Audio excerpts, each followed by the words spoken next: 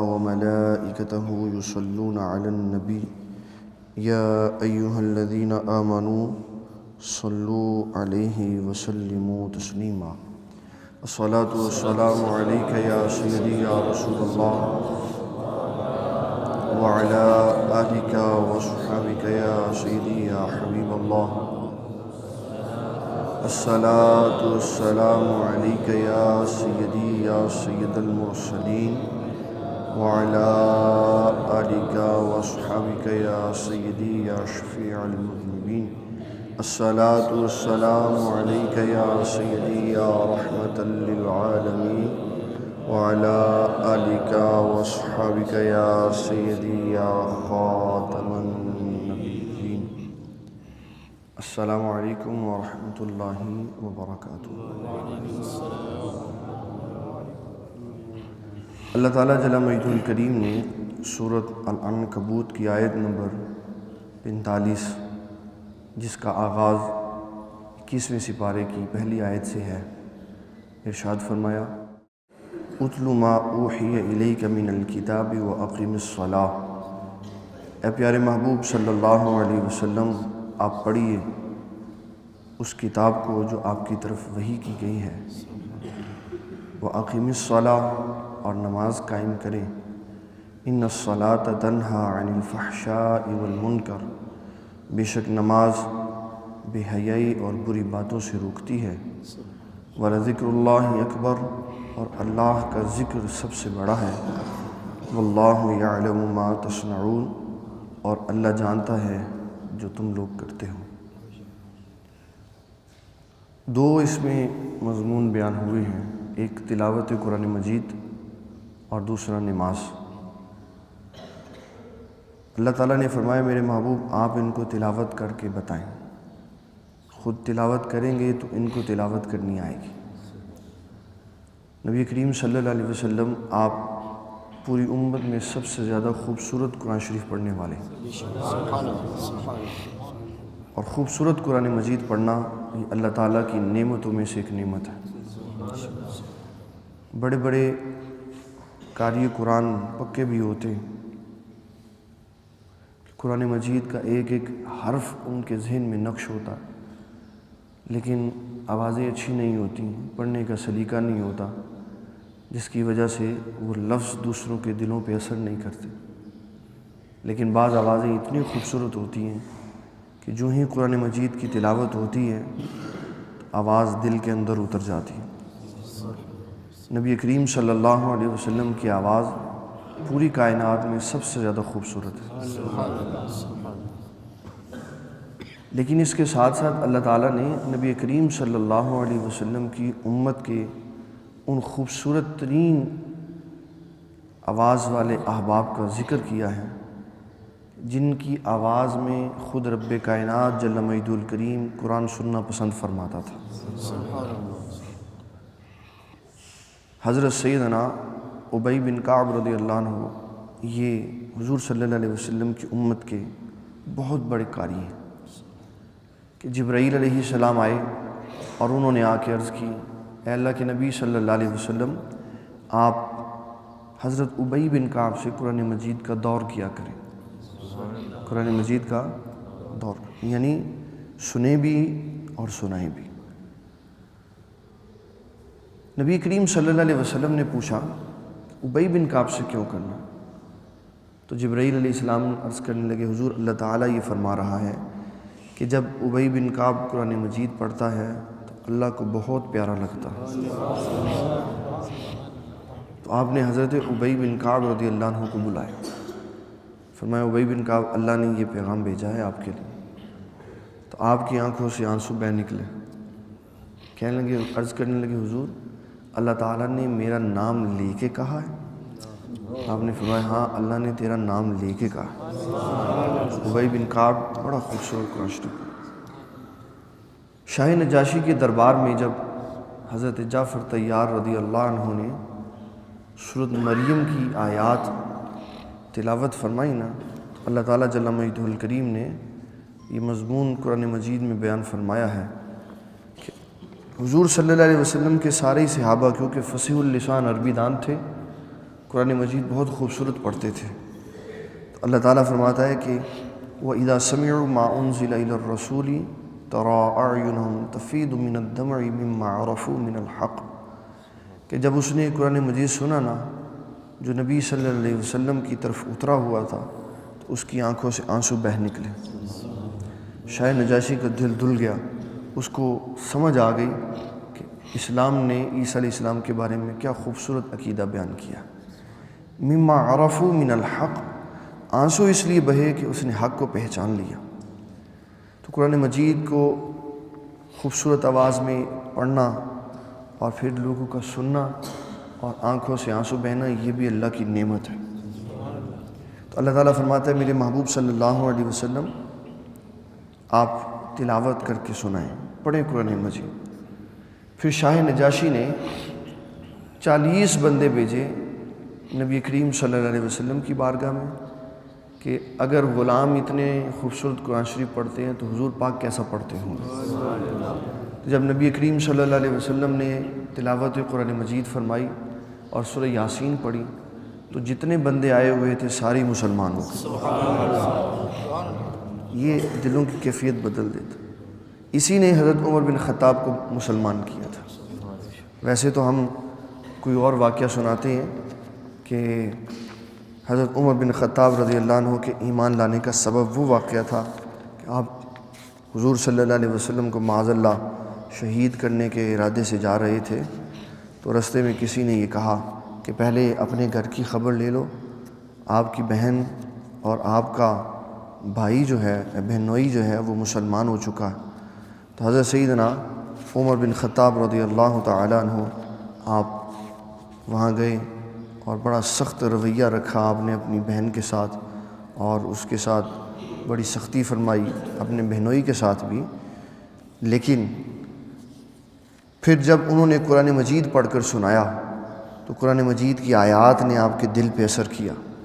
آپ نبی کریم صلی اللہ علیہ وسلم کی بارگاہ میں حاضر ہوئے اسلام لانے کے۔ ایک یہ واقعہ ہے آپ کے اسلام لانے، اور ایک دوسرا واقعہ یہ ہے کہ آپ نبی کریم صلی اللہ علیہ وسلم کا پیچھا کرتے ہوئے مسجد میں آئے تو نبی صلی اللہ علیہ وسلم نے تلاوت قرآن مجید شروع کی اور سورۃ الحاقہ آپ نے پڑھی، اور یہ سورہ مبارک ہے 29ویں سپارے میں پڑھتے آئے۔ جب آپ صلی اللہ علیہ وسلم اس آیت پہ پہنچے انہو لقول رسول کریم، اس آیت نے حضرت عمر بن خطاب کے دل پہ بڑا اثر کیا، تو خیال آیا کہ یہ شاید کسی شاعر کا قول ہے۔ اللہ نے اگلی آیت میں وہ لفظ ارشاد فرمائے وما ہوا بقول شاعر، یہ کسی شاعر کی بات نہیں ہے، یہ کسی شاعر کی بات نہیں ہے۔ پھر خیال آیا ہو سکتا ہے کسی کاہن کا یہ کلام ہو، تو پھر اگلی آیت پڑھی ولا بقول کاہن، یہ کسی کاہن کی بات بھی نہیں ہے، تنزیل من رب العالمین، یہ سارے جہانوں کی طرف سے کیا جو رب ہے اس نے قرآن نازل فرمایا۔ پھر یہ آیات قرآنیہ جو ہیں یہ آپ کے ایمان کا سبب بنی، ادھر سے دعائے مصطفیٰ صلی اللہ علیہ وسلم نے اثر دکھایا، ادھر سے تلاوت مصطفیٰ صلی اللہ علیہ وسلم نے اثر دکھایا، تو آپ کے دل سے جو غفلت تھی، کفر تھا، وہ مٹ گیا۔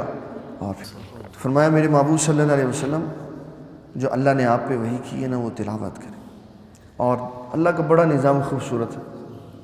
قرآن مجید خود ہی گواہی دیتا ہے کہ شروع میں نبی کریم صلی اللہ علیہ وسلم نے جلدی فرمائی اس کو پڑھنے کی کہ میں اس کو یاد کر لوں، تو اللہ تعالیٰ نے فرمایا لا تحرک بہ لسان، اے محبوب آپ زبان کو حرکت نہ دیں، ہم سارا قرآن مجید آپ کے دل میں جمع فرما دیں گے، یہ ہماری ذمہ داری، ہماری ڈیوٹی ہے، آپ تکلیف میں مبتلا نہ، بار بار پڑھیں گے تو ایسا نہ کریں۔ پھر کیا نتیجہ ہوا، ادھر حضرت جبرائیل علیہ السلام قرآن مجید سناتے، نبی صلی اللہ علیہ وسلم دوبارہ سارا قرآن شریف سنا دیتے، پھر جب صحابہ کو سناتے ان کو بھی ویسے ہی یاد ہو جاتے۔ بڑے بڑے قوی لوگ اس دنیا میں گزرے ہیں جنہوں نے جو بات ایک بار سن لی پھر ان کو بھولتی نہیں تھی۔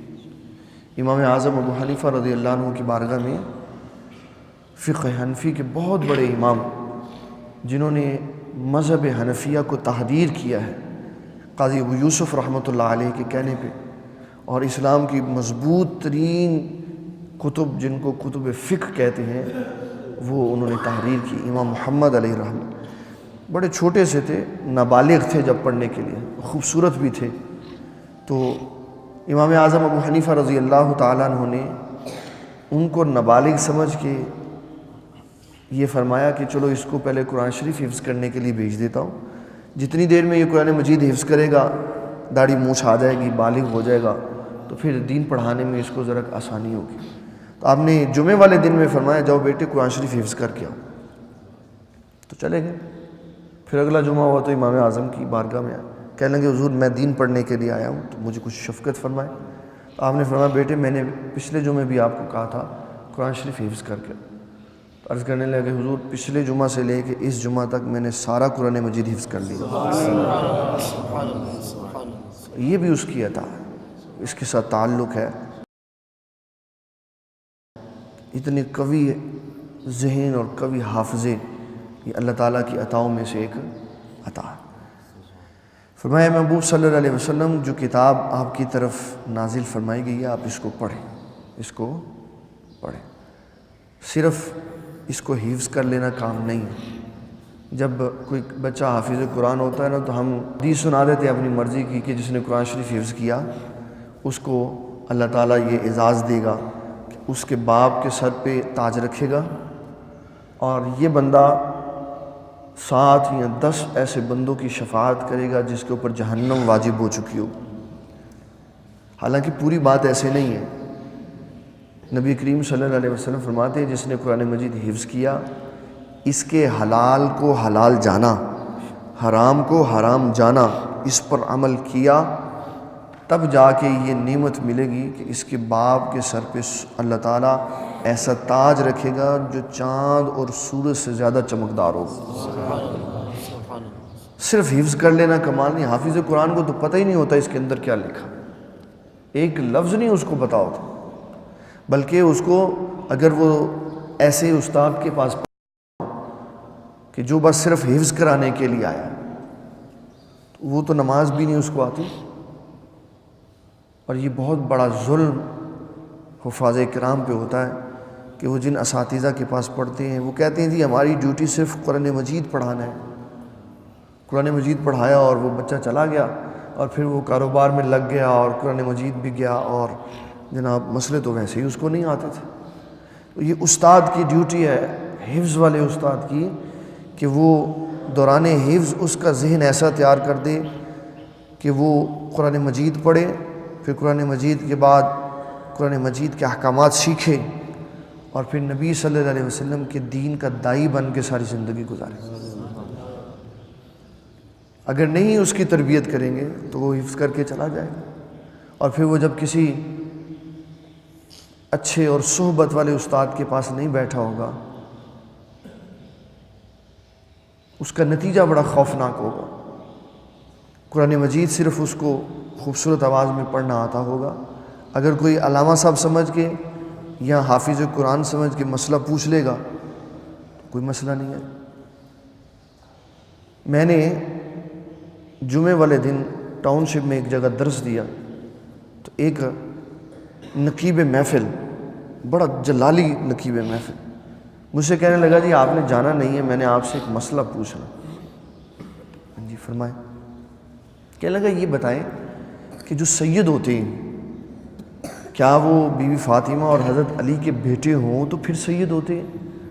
جو حضرت علی کے خالی بیٹے ہوں وہ سید ہوتے ہیں کہ نہیں ہوتے؟ تو میں نے اس کو کہا نماز کے 4 فرض ہیں، پتہ ہے آپ کو؟ وہ چپ کر کے بیٹھ۔ میں کہا نقیب صاحب بتائیں نماز کی شرائط کتنی ہیں؟ نہیں اس کو پتہ۔ میں نے کہا قبر میں اور میدان معاشر میں جو سوال آپ سے ہونے نا آپ ان کو سیکھیں۔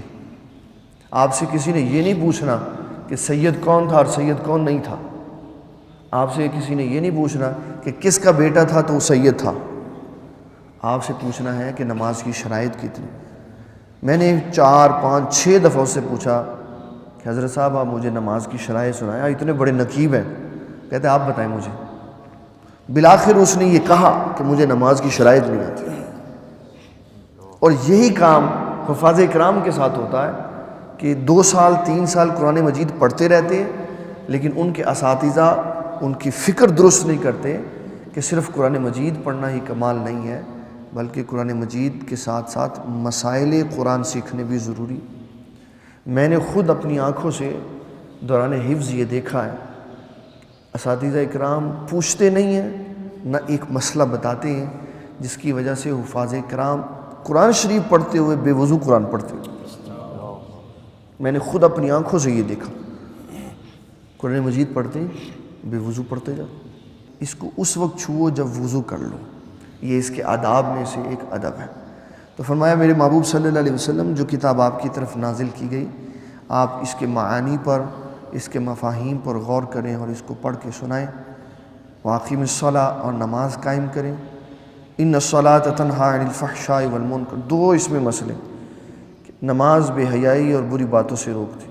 ایک اس کا حقیقی معنی ہے، ایک اس کا مجازی معنی، لفظی معنی.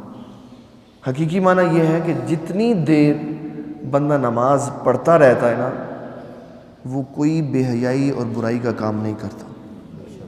وہ کوئی بے حیائی اور برائی کا کام نہیں کرتا، حتیٰ کہ وہ اپنی نگاہ بھی نہیں ہٹا سکتا توجہ اور انہماک کے ساتھ. اور اس کا دوسرا معنی یہ ہے کہ جب بندہ حقیقی معنی میں اللہ کی عبادت سمجھ کر اس کا قرب حاصل کرنے کے لیے نماز پڑھتا ہے، تو نماز کے بعد بھی وہ برائی اور بے حیائی سے بچا رہتا ہے. اور اس معنی کی طرف انسان کو کوشش کرنی چاہیے کہ نماز کا میرے اوپر اثر ہو. جب میں کہیں نماز پڑھنے کے بعد جاؤں تو میں اپنے قول و فعل کردار سے یہ بتاؤں کہ میں اللہ تعالیٰ کی بندگی کر کے آیا ہوں. یہ نہ ہو کہ نماز پڑھ کے نکلوں اور باہر دروازے پہ کھڑے ہو کے غیبت ہو رہی ہو، چغلی ہو رہی ہو، گالی گلوچ ہو رہا ہو. اگر نمازی کوئی نماز پڑھ کے نکل جائے، رستے میں جاتے ہوئے کوئی کیچڑ اس کے اوپر پھینک جائے، تو وہ نمازی کا سارا تقویٰ وہاں پہ نکل جاتا ہے. وہ اسی وقت بتا دیتا ہے کہ میرے اندر کیا موجود ہے. تو ایسی اس کی کیفیت نہیں ہونی چاہیے، بلکہ اس کو برائی اور بے حیائی سے بچنے کی کوشش کرنی چاہیے. اور میں اکثر یہ بات کہا کرتا ہوں، جب بھی انسان کوئی کام شروع کرتا ہے نا، تو اسی دن اس کام کی عادت نہیں ہو جاتی. اس کام کا عادی بننے کے لیے محنت کرنی پڑتی. اس کام کا عادی بننے کے لیے محنت کرنی پڑتی. جب بچہ قلم پکڑنی سیکھتا ہے تو اس کو ماہر خطاط بننے کے لیے بڑی محنت کرنی پڑتی، پریکٹس کرنی پڑتی، تختیاں لکھنی پڑتی ہیں، چارٹ لکھنے پڑتے ہیں، اور ڈاٹس کے اوپر اس کو سیدھے قلم چلانے پڑتے ہیں. پھر وہ جا کے بہترین رائٹر بنتا ہے، بہترین خطاط بنتا ہے. اسی طرح جس بھی فیلڈ میں انسان داخل ہوتا ہے اس میں اس کو محنت کرنی پڑتی ہے. اسی طرح جب بندہ نماز شروع میں پڑھتا ہے تو نماز جسم تھکا دیتی ہے، کبھی کندھے تھک جاتے ہیں، کبھی پنڈلیاں تھک جاتی ہیں، کبھی انسان کے کمر میں درد شروع ہو جاتی ہے، کیونکہ عادی نہیں ہے. لیکن جب عادی بن جاتا ہے، پڑھتا رہتا ہے تو نماز نہ پڑھے تو تھکاوٹ ہو جاتی ہے، اور جب پڑھتا ہے تو سکون حاصل ہوتا ہے. جس طرح نبی صلی اللہ علیہ وسلم آپ حضرت بلال سے فرمایا کرتے تھے، ارحنا یا بلال بالصلاۃ، بلال اذان کہو، ہم نماز پڑھیں، ہمارے جسم کو سکون حاصل ہو. ولا ذکر اللہ اکبر، اور اللہ کا ذکر سب سے بڑا. اللہ کا ذکر سب ذکروں سے بڑا اللہ کا ذکر. حضرت سیدنا موسیٰ علیہ السلام نے اللہ تعالیٰ جل مجیدہ الکریم سے یہ بات عرض کی کہ یا اللہ مجھے بتا میں تیرا کس لفظ کے ساتھ ذکر. تو فرمایا اے موسیٰ علیہ السلام لا الہ الا اللہ پڑھا کر. لا الہ. کہا مولا میں یہ تو پہلے ہی پڑھتا. فرمایا اور پڑھے. عرض کی مولا بہت پڑھتا ہوں. اللہ نے فرمایا موسیٰ علیہ السلام اور پڑھا کر. تو کہا یا اللہ ہر وقت تیرا ذکر ہی کرتا رہتا ہوں. تو دل کی تسلی، ہمارے دلوں کی تسلی اور سکون کے لیے اللہ تعالیٰ جل مجیدہ الکریم نے فرمایا پیارے موسیٰ علیہ السلام اس ذکر کے اندر اتنی قوت ہے، یہ اتنا وزنی ہے اعمال اور ثواب کے اعتبار سے، کہ اگر ترازو کے 2 پلڑوں میں ایک طرف پوری کائنات رکھ دی جائے اور دوسری طرف لا الہ الا اللہ رکھ دیا جائے تو لا الہ الا اللہ والا پلڑا بھاری ہو جاتا. والا ذکر اللہ اکبر. اللہ کا ذکر کر کر کے اللہ کے بندے اپنے دلوں کو صاف کرتے ہیں. اور رسول اللہ صلی اللہ علیہ وسلم فرماتے ہیں جس طرح لوہے کو زنگ لگ جاتا ہے اسی طرح دل کو بھی زنگ لگتا ہے. لوہے کا زنگ جو ہے وہ ریگمال سے اترتا ہے, اس کو ریگمال لگانا پڑتا ہے, پھر اس کو رنگ کرنا پڑتا ہے تاکہ لوہا خراب ہونے سے بچ جائے. اور دل کو جو زنگ ہے وہ اللہ کے ذکر سے اترتا ہے. اور کبھی بھی بے توجہی میں ذکر کرنے سے دل کا زنگ نہیں اترتا. ہمارے بابا جی نگینہ صاحب رحمۃ اللہ علیہ اب جب ذکر فرمایا کرتے تھے اور اپنے مریدین کو ذکر کی تربیت دیتے تھے تو پہلے ان کی توجہ صحیح کرواتے تھے کہ اپنے خیال کو جو انتشار کا شکار ہے اس کو درست کرو, اور اس کی توجہ صحیح کرتے ہوئے یہ خیال کرو کہ میں اکیلا یہاں بیٹھا ہوا ہوں, کوئی نہیں ہے. توجہ جب انسان کی موجود ہوتی پھر اس کو ذکر کراتے, وہ ذکر جو ہے وہ دل کی میل اتارتا ہے. تو اللہ تعالیٰ فرماتا ہے وَلَذِكْرُ اللَّهِ أَكْبَرُ کہ اللہ کا ذکر سب ذکروں سے بڑا. میں نے یہ بات سنی ایک دن اپنے والد گرامی سے. آپ ایک وظیفہ پڑھتے ہیں جو نماز فجر کی سنتوں اور فرائض کے درمیان ہے. یا عزیزو من کل عزیز یا عزیز و عزیزم, یہ وظیفہ ہے جو 3 دفعہ درود شریف پڑھ کے 7 دفعہ پڑھا جاتا ہے نماز فجر. تو آپ فرمانے لگے کہ یہ اللہ کا نام ہے عزیز, اللہ کا نام تو نبی صلی اللہ علیہ وسلم کے ناموں میں بھی شمار ہوتا ہے. تو فرمایا اس میں اس قدر قوت ہے, یہ اس قدر چاشنی والا ہے کہ اگر کوئی بندہ یہ بات کہے کہ ایک طرف اس کو رکھ دو ایک طرف ساری کائنات رکھ دو تو منیر احمد تم کیا پسند کرو گے, تو فرمایا میں یہ ذکر پسند کروں گا کہ ساری کائنات کی دولتوں اور نعمتوں سے بڑھ کر مجھے یہ ذکر پسند ہے. یہ محبت کی بات ہے کہ کس کو اللہ کے ذکر سے کتنا پیار ہوتا. تو اللہ تعالیٰ فرماتا ہے وَلَذِكْرُ اللَّهِ أَكْبَرُ, اللہ کا ذکر سب سے بڑا ہے. وَاللَّهُ يَعْلَمُ مَا تَصْنَعُونَ, اور یہ توجہ درست کرنے کے لیے فکرہ ہے کہ ہم کون سی نماز پڑھیں کہ جو نماز ہمیں برائی اور بے حیائی سے روکے. اللہ نے فرمایا کہ وَاللَّهُ يَعْلَمُ مَا تَصْنَعُونَ, یہ خیال اور تصور اپنے دل میں مضبوط کرو, تم جو کرو گے اللہ دیکھے گا, جو کرتے ہو اس کو بھی دیکھے گا, جو تم نے کیا ہے اس کو بھی اس نے دیکھا. جب تمہارا یہ تصور اور خیال پختہ ہو جائے گا کہ اللہ تعالیٰ مجھے دیکھ رہا ہے تو برائیاں نکلتی چلی جائیں گی, نیکیاں داخل ہوتی چلی جائیں گی. اللہ تعالیٰ ہمیں تلاوت قرآن مجید اور نماز باجماعت پڑھنے کی توفیق عطا فرمائے اور برائی اور بے حیائی کے کاموں سے بچنے کی توفیق عطا فرمائے. وما علینا الا البلاغ المبین.